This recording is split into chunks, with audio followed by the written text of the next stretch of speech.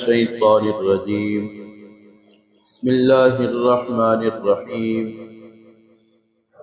والسماء والطارق وما أدراك ما الطارق النجم الثاقب إن كل نفس لما عليها حافظ فلينظر الإنسان مما خلق من ماء دافق يخرج من بين الصلب والترائب إنه على رجعه لقادر يوم تبلى السرائر فما له من قوة ولا ناصر.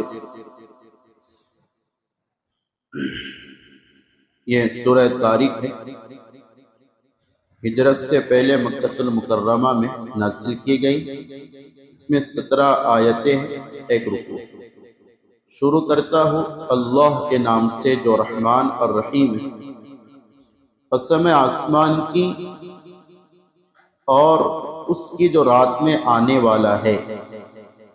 آپ کو پتا ہے رات میں آنے والا کون ہے؟ وہ ایک روشن ستارہ ہے.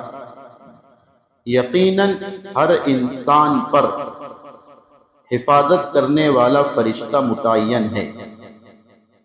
انسان غور تو کرے کہ وہ کس چیز سے پیدا کیا گیا. وہ تو ایک کودتے ہوئے پانی سے پیدا کیا گیا جو نکلتا ہے مرد کی پیٹھ اور عورت کی پشت کے درمیان سے. یقیناً اللہ اس کو دوبارہ لوٹانے پر قادر ہے. اس دن کو یاد کرو جس دن راز کھل جائیں گے، جہاں نہ کوئی قوت ہوں گی اور نہ کوئی مدد کرنے والا ہوگا. محترم حضرات، یہ سورہ طارق ہے، 30ویں پارے میں. ایک مرتبہ حضرت معاذ بن جبل رضی اللہ تعالی عنہ نے مغرب یا عشاء کی نماز میں سورہ بقرہ شروع کر دی. سورہ بقرہ ایک مسجد میں کے امام تھے حضرت معاذ. تو وہاں سے ایک بوڑھا آدمی نبی اکرم صلی اللہ علیہ وسلم کے پاس تشریف لائے اور آپ سے کہا کہ معاذ نماز میں بہت لمبی صورتیں پڑھ رہے. سورہ بقرہ مغرب یا عشاء میں.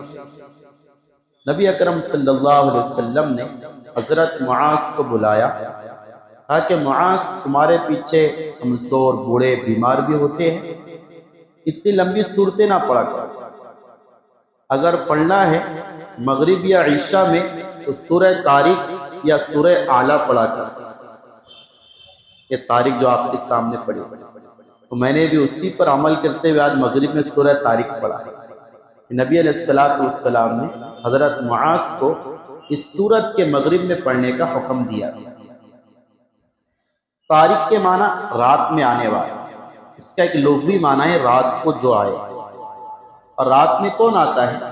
رات میں آسمانوں میں ستارے آتے ہیں، یعنی ستارے ظاہر ہوتے ہیں. چونکہ اس سورت میں اللہ نے ستارے کا تذکرہ کیا ہے اور ستارے کی قسم کھائی ہے، اس وجہ سے سورت کا نام ہی طارق رکھ دیا گیا. سورت کا نام طارق رکھا گیا. تو طارق کے معنی کیا ہوئے؟ ستارہ، روشن ستارہ. سمجھے؟ ہمارا بھی نام ہوتے ہیں طارق، طارق جمیل، طارق مسعود. تو وہ طارق کے معنی کیا؟ روشن، روشن ستارہ، واضح ستارہ وغیرہ.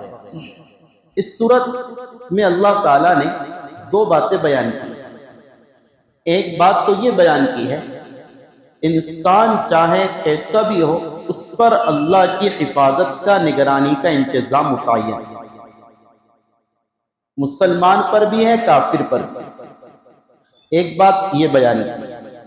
دوسری بات یہ بیان کی ہے اللہ تعالی مرنے کے بعد دوبارہ تم کو ضرور زندہ کرے گا. اس بات کو اللہ نے اس صورت میں بیان کیا ہے. پہلا جو مضمون ہے اس کو اس طرح بیان کیا، والسماء والطارق، قسم ہے آسمان کی، آسمان چونکہ بہت بڑا ہے اللہ کے مخلوقات میں، جس کی انتہا کا علم ابھی تک سائنسدانوں کو نہیں ہوا۔ علماء فرماتے ہیں کہ سورج کی روشنی ہے نا، زمین سے سورج یا آسمان 500 میل کی مسافت پر ہے، 500 سال لگتے ہیں۔ وہاں سے سورج طلوع ہوتا ہے تو چند سیکنڈ میں روشنی زمین پر آ جاتی ہے، آسمان سے زمین پر آتی ہے۔ اتنے دور سے سفر طے کر کے چند سیکنڈ میں زمین پر آ جاتی ہے روشنی۔ علماء فرماتے اگر یہ روشنی جو سورج کی شعاعیں ہیں، سورج کی روشنی ہے، 1000 سال تک سفر کرے، کتنا سفر کرے؟ 1000 سال تک سفر کرے تو بھی آسمان کی انتہا کو نہیں پا سکتا۔ سمجھے؟ اتنا بڑا آسمان ہے اللہ تعالیٰ، تو اللہ بڑے ہے، بڑے مخلوق کی قسم کھاری بڑی بات کے لیے، آگے بڑی بات ہے۔ والسماء، قسم آسمان کی، والطارق، اور طارق کی۔ طارق کیا ہے؟ وما ادراک ما الطارق، تمہیں پتا ہے طارق کیا ہے؟ اللہ پوچھ رہے ہم سے، معلوم ہے طارق کس کو بولتے؟ النجم الثاقب، طارق ستارہ ہے جو روشن ہے۔ اس سے کون سا ستارہ مراد ہے؟ تو عام مفسرین کی رائے یہ ہے آسمان کا کوئی بھی غیر متعین ستارہ مراد ہے، جتنے ستارے آسمان میں سب مراد ہو سکتے ہیں۔ اور ایک دوسری تفسیر یہ ہے ثریا ستارہ مراد ہے، جو زمین سے سب سے زیادہ دور آسمان میں واقع ہے، ثریا ستارہ۔ یہ جو ستارے ہیں یہ تھوڑے سے نظر آ جاتے ہیں، ثریا سب سے زیادہ آسمان سے قریب ہے، زمین سے بعید ہے، اللہ نے اس کی قسم کھائی ثریا ستارے کی۔ سمجھے؟ تو جب اللہ تعالیٰ بات کہے قسم کھا کر قرآن میں، کون سی بات پر قسم کھا رہے؟ ان کل نفس لما علیہا حافظ، یقیناً انسان پر حفاظت کا نظام اللہ کی طرف سے متعین ہے۔ ہر ایک کے پاس حفاظت کرنے والا فرشتہ ہے۔ حضرت مفتی شفیع صاحب نے لکھا ہے ہر انسان پر کرامن کاتبین کے علاوہ 360 فرشتے متعین ہیں۔ اس کے بدن کے ہر عضو پر ایک فرشتہ متعین ہے اس کی حفاظت کرنے کے لیے۔ اور حضرت نے لکھا ہے آنکھ کی حفاظت کے لیے 7 فرشتے متعین ہیں۔ یہ 7 اور مکمل 360 بندے کی حفاظت کرتے ہیں اس وقت تک جب تک کہ تقدیر آڑے نہ آئے۔ جب تقدیر آڑے آتی ہے ان کے حفاظت کا انتظام ختم ہو جاتا ہے، پھر انسان نعوذ باللہ کسی مصیبت کا شکار ہو جاتا ہے، آنکھ میں لگ جاتا ہے، کہیں اور کوئی حادثے کا شکار ہوتا ہے۔ کیوں؟ کیونکہ حفاظت کا نظام ہٹ گیا ہے۔ تو یہ مسلسل 360 فرشتے انسان کی کیا کر رہے ہیں؟ حفاظت کر رہے ہیں۔ حدیث میں ہمارے نبی نے فرمایا ایک سیکنڈ بھی یہ فرشتے انسان سے دور ہو جائے شیاطین اس کو ختم کر ڈالے انسان کو۔ تو اللہ کی یہ غیبی حفاظت کا نظام ہے، قرآن کہہ رہا ہے، اس پر یقین اور عقیدہ رکھنا ضروری ہے۔ لہذا یہ بات قسم کھا کے فرمائی، اسی کے ضمن میں ایک بات فرمائی فَلْيَنْصُرِ الْإِنسَانُ مِمَّا خُلِقَ، انسان دیکھے تو صحیح کس چیز سے پیدا کیا گیا۔ انسان کو عقل ہوتی ہے میں اچھا ہوں، میں بہت بڑا ہوں، میں بہت اعلیٰ عہدے کا مالک ہوں وغیرہ وغیرہ، تو اللہ تعالی حقیقت یاد دلا لے کیا ہے؟ فَلْيَنْصُرِ الْإِنسَانُ مِمَّا خُلِقَ، انسان غور تو کر۔ اپن بولتے ہیں نا اپنی زبان میں ارے تھوڑا سوچ تو صحیح، یہ عربی میں اس کے لیے آتا فَلْيَنْظُرْ، تھوڑا غور تو کرو، انسان مما خلق، تم کس چیز سے پیدا کیے گئے؟ خلق من ماء دافق، تم ایک ایسے پانی سے پیدا کیے گئے جو گندا تھا، کودنے والا، یعنی منی کا قطرہ، اس سے تم پیدا کیے۔ وہ قطرہ جو بدن پر لگ جائے انسان کو ایک قسم کی کراہت محسوس ہوتی ہے، جو بدن پر لگ جائے اس کے دھونے کا حکم ہے، وہ ناپاک قطرہ ہے، اس سے انسان پیدا کیا۔ دافق کودنے والا، چونکہ مرد کا قطرہ کود کر نکلتا ہے، اور یہ قطرہ کہاں سے آتا ہے؟ قرآن نے اس کو بھی کہا یخرج من بین الصلب والترائب، نکلتا ہے مرد کے پیٹ سے اور عورت کے سینے سے، سمجھے؟ مرد کے پیٹ سے اور عورت کے سینے سے۔ اطباء نے ایک عجیب بات لکھی ہے، اسے میں سنانے لگا ہوں۔ جو منی کی تولید انسان کے باڈی میں ہوتی ہے، اس میں اصل جو کام کرتا ہے انسان کا دماغ کام کرتا ہے۔ کیا کام کرتا ہے؟ دماغ۔ اسی دماغ کے کچھ رگے انسان کی ایک نخاع ہے ریڑھ کی ہڈی میں، کیا بولتے اس کو؟ نخاع، وہاں پر پہنچتی۔ دماغ ان رگوں کے ذریعے سے ان نخاع میں، یعنی مرد کے ریڑھ کی ہڈی میں منی کو پیدا کرتا ہے، اور عورت کے سینے میں پیدا کرتا ہے۔ عورت دماغ کہاں سے لاتا ہے؟ شمتا اور دماغ کہاں سے وہ اجزا لاتا ہے؟ سائنسداں کہتے پورے باڈی سے کیچ کرتا ہے، پورے باڈی سے وہ کیچ کرتا ہے، پھر اس سے بنا کر مرد کے ریڑھ کی ہڈی میں، عورت کے سینے میں اسے وہ سپلائی کرتا ہے۔ اس لیے میں نے ابھی گزشتہ جمعہ میں کہا منی نکلنے پر غسل کیوں واجب ہے؟ ایک جگہ سے نکلی اور پورے باڈی کو کوئی دھویا جا رہا، وجہ کیا ہے؟ چونکہ انسان کے رگ رگ سے وہ پانی نکلا ہے، دماغ نے اسے کیچ کیا، ادھر اس کے مقام پر پہنچایا، وہاں سے پھر وہ شرمگاہ کے راستے سے باہر نکلا۔ اس وجہ سے پورے باڈی کو دھونے کا حکم شریعت نے دیا ہے، بس مل کے دھونا چاہیے تاکہ جو کمزوری آتی ہے وہ دور ہو جائے۔ تو اللہ سمجھا رہے کہ تو کس چیز سے پیدا ہوا؟ ناپاک قطرہ ہے، تیری انتہا بھی ناپاکی ہے، مرنے کے بعد بھی تو ناپاک ہو جاتا، موت سے غسل ٹوٹ جاتا، موت سے غسل ٹوٹ جاتا۔ جیسے ہم بولتے ہیں نا غسل کتنی چیزوں سے ٹوٹتا ہے، تو وہ منی کا نکل جانا وغیرہ وغیرہ جو ہے سب اللہ کے راستے میں یاد کر۔ ایک چیز یہ بھی ہے کہ موت سے بھی غسل ٹوٹ جاتا ہے، اس لیے ہر باڈی کو غسل دینے کا حکم ہے، ہر باڈی۔ اس پر جو پانی کے قطرے آپ ڈالتے ہیں بدن پر لگے تو بدن بھی ناپاک ہو، اس لیے احتیاط سے باڈی کو غسل دینا چاہیے۔ تو جس کی ابتدا بھی ناپاکی، انتہا بھی ناپاکی، درمیان میں ناپاکی کا وہ ڈبہ ہے، اس کا ڈبہ ہے پیٹ پہ گندگی لیے پھرتا ہے۔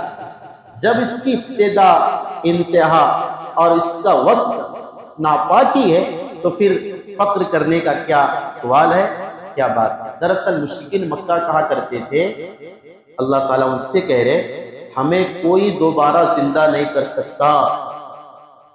ابو جہل نبی علیہ السلام کے پاس آیا ہڈی لے کر اور کہا کہ یہ ہڈی، اس کو ایسا چورا کیا، ایسا اڑا دیا، اس ہڈی کو تیرا رب دوبارہ زندہ کرے گا؟ وہ ایک تانا دیا کرتے۔ اللہ نے کہا کہ دیکھو اسٹارٹ میں پیدا کرنا تو بہت مشکل ہے، دنیا کا کوئی انجینئر ایسا نہیں جو پانی پر نقشہ بنا دے۔ آج کل نقشے کہاں بنتے ہیں؟ لیپ ٹاپ میں بنتے، کاغذ پر بنتے، زمین پر بنتے، کپڑے پر بنتے۔ ایک انجینئر پوری دنیا میں بتا دو جس نے پانی پر کسی بلڈنگ کا نقشہ بنایا ہے کسی میں مجال؟ نقشہ بن ہی نہیں سکتا پانی پر۔ لیکن اللہ نے منی جو کہ پانی ہے اس پر انسان کا نقشہ بنایا، جو ہارڈ ورک ہے۔ اللہ کرے اتنا ہارڈ ورک میں جب انجام دے چکا ہوں، تمہیں اسٹارٹ کر چکا ہوں، تو اسٹارٹ ہونے کے بعد اگر وہ ختم ہو گئی تو دوبارہ پیدا کرنا تو آسان ہے، دوبارہ پیدا کرنا تو کیا ہے؟ آسان ہے، پھر تم اس کو کیسا انکار کر رہے اور اس کی کیسی تکذیب کر رہے؟ یہ قرآن کہہ رہا، ہم سے بھی کہہ رہا، ہمیں اپنے سارے اعضاء کے ساتھ دوبارہ اللہ کے سامنے پیش ہونا ہے۔ انہو علی رجعہ لقادر، اللہ دوبارہ اس کو واپس لائے گا، چاہے مٹی ہو جائے، جہاں سے بھی شیر کھا لے، سمندر میں گر جائے، آگ میں جل جائے، دوبارہ زندہ ہونا ہے۔ دوسرا ایک مضمون یوم تبلی السرائر، اس دن لائیں گا اللہ دوبارہ، کس دن؟ جس دن راز کھل جائے گا۔ اس کے کیا راز ہیں؟ کچھ راز اندھیروں کے، کچھ راز تاریکیوں کے، کچھ راز سینوں کے، اور کچھ پسینوں کے، کچھ حسینوں کے ہیں، راز تبلا کھل جائیں گے۔ مفتی شفیع صاحب نے لکھا ہے، ہر ایک خیانت کرنے والے کی ران میں جھنڈا ہوگا، اس پر یہ لکھا ہوگا اس نے کیا خیانت کی، اندھیرے راز کھل جائیں گے۔ ابھی تو راز اللہ کو پتا ہے، بندے کو پتا ہے، وہاں سب کو معلوم ہوگا۔ فما لہ من قوت ولا ناصر، یہاں پر کوئی کیس کر دے، کوئی الزام لگا دے تو کوئی نہ کوئی بچانے والا آ جاتا ہے، لیکن آخرت میں کوئی طاقت نہیں ہوگی اور نہ کوئی ناصر ہو، کوئی مدد نہیں کر سکتا۔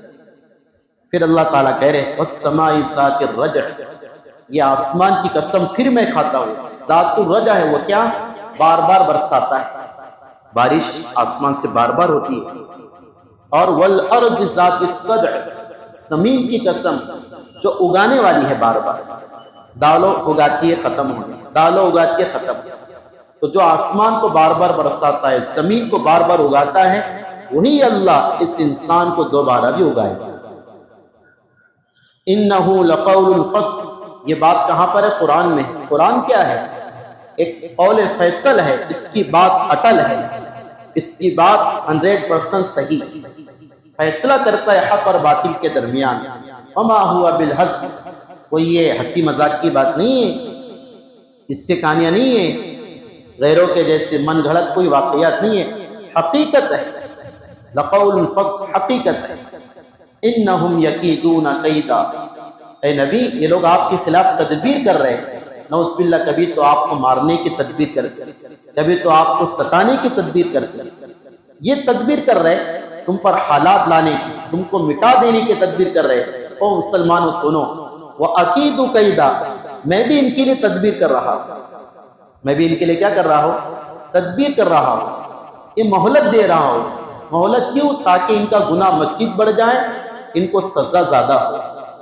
فَمَهِّلِ الْكَافِرِينَ، کافروں کو تھوڑی دیر چھوڑے رکھیں، ان کے ترقی کا، ان کی طاقت کا، ان کے نظام کو قابو کر لینے کا فکر مت کرو زیادہ، کچھ ہی دن کے گویا کہ کیا ہے، یہ نظر آنے والی ایک ظاہری پتلے ہے جن میں روح نہیں ہے، لیکن بظاہر یہ لگ رہا کہ یہ زندے ہے، کوئی زندے نہیں، مردے ہیں۔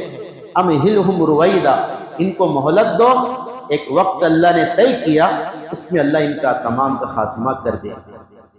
یہ سورت کی مختصر تفسیر ہو گئی۔ اس میں دو باتیں اور سن لیں۔ ایک بات فقہ نے لکھا ہے، اگر کسی کو احتلام کی کثرت ہے، رات میں نائٹ فیل ہو جاتی، تو فقہ نے لکھا ہے اس سورت کو یعنی سورہ طارق کو پڑھ کر سوئے تو انشاءاللہ احتلام نہیں ہوگا۔ جس کو مرض ہوتا ہے احتلام کا، وہ اس سورت کو پڑھ کے سوئے تو انشاءاللہ احتلام کی جو شکایت ہے اس سے حفاظت ہے۔ اور دوسرا حضرت تھانوی نے لکھا، اس لیے اس کو سنا رہا ہوں میں، یہ جو آخری آیت ہے نا، انہم یکیدون کیدا واکید کیدا فمہل الکافرین امہلہم رویدا، یہ جو آخری 3 آیتیں ہیں، حضرت تھانوی فرماتے ہیں کہ بھائی یہ آیت جادوگروں سے، ساحروں سے، بد نصری کرنے والوں سے حفاظت کا مثبت سبب ہے۔ اگر آپ اس کو گھر کے چاروں کونوں میں پڑھ کر دم کر دو گے، اللہ تعالیٰ تمہارے جادو سے حفاظت فرمائے۔ حضرت فرماتے کھیلے پر 21 بار پڑھ کر دم کر دو اور اس کو گھر کے چاروں کونے میں ٹھوک دو، اللہ تعالیٰ موسی جانور سے، ساحروں سے، مصیبتوں سے اس گھر کی اور گھر میں رہنے والوں کی حفاظت فرمائے۔ اللہ تعالیٰ عمل کی توفیق عطا فرمائے۔ سال بھر ماشاءاللہ تفسیر سنی آپ نے، شعبان بھی کل سے لگ گیا، اس میں مشغولی زیادہ ہوتی ہے، مدرسے کی، امتحانات کی، جلسوں کی اور بیانات کی، اس لیے انشاءاللہ اب دعا کر دیتے۔ اب یہ تفسیر کا سلسلہ انشاءاللہ رمضان میں 1 تاریخ سے شروع ہوگا۔ سال بھر جو کہا اللہ اسے قبول فرمائے۔ یہ مبارک سلسلہ آپ کی حوصلہ افزائی سے جاری رہا، اچھا سلسلہ ہے۔ ہمارے بڑے چارے کہ قرآن سمجھے امت، قرآن کو سیکھے، قرآن میں کیا ہے۔ ہمارے بڑوں کی طرف سے اس کی بہت تاکید ہے قرآن کی تفسیر کی، تو اللہ نے سلسلہ جاری کیا تھا۔ کمی کوتاہی ہر ایک سے ہوتی ہے، اللہ اسے معاف فرمائے، اور ہمیشہ ہمارے مسجد میں یہ قرآن کا سلسلہ سمجھنے کا، سمجھانے کا جاری رہے۔ مختصر دعا فرمائے۔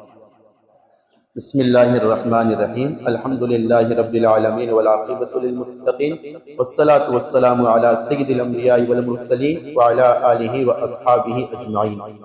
یا اللہ ہمارے گناہوں کو معاف فرما، یا اللہ ہمارے سیئات کو حسنات میں تبدیل فرما، یا اللہ قرآن کی محبت عطا فرما، قرآن کا عشق عطا فرما، اس کو سمجھ کر اس پر عمل کرنے کی توفیق عطا فرما، قرآن کا علوم عطا فرما، قرآن کا صحیح فہم عطا فرما، یا اللہ اس پر عمل پیرا ہونے کی توفیق عطا فرما۔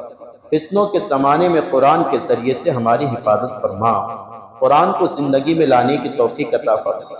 یا اللہ یہ سلسلہ جو تیری توفیق سے شروع ہوا تھا، یا اللہ اس میں برکت عطا فرما، جو کچھ کہا گیا سال بھر اس پر عمل کی توفیق عطا فرما، کمی اور کوتاہی جو ہوئی اسے معاف فرما۔ ہمیشہ اس قرآن سے مسلسل تسلسل کے ساتھ لگے رہنے کی ہمیں توفیق عطا فرما، سننے سنانے والوں کو، پڑھنے پڑھانے والوں کو توفیق عطا فرما، سامعین کی مغفرت فرما۔ یا اللہ ان کے دلوں میں قرآن کی محبت اجاگر فرما، قرآن کی برکتیں، تفسیر کی برکتیں ان کی زندگیوں میں عطا فرما۔ یا اللہ جن کتابوں سے ہم نے مدد لی ہے ان کتابوں کے مفسرین کی مغفرت فرما، ان کتابوں کے مصنفین کی مغفرت فرما، ہمارے اساتذہ کی مغفرت فرما، اکابر کی مغفرت فرما۔ ہماری دعا کو اپنے کرم سے نبی اکرم صلی اللہ علیہ وسلم کی برکتوں سے قبول اور مستجاب فرما۔ ربنا تقبل منا انك انت السميع العليم وتب علينا انك انت التواب الرحيم، وصلى الله تعالى على النبي الامين، آمين برحمتك يا ارحم۔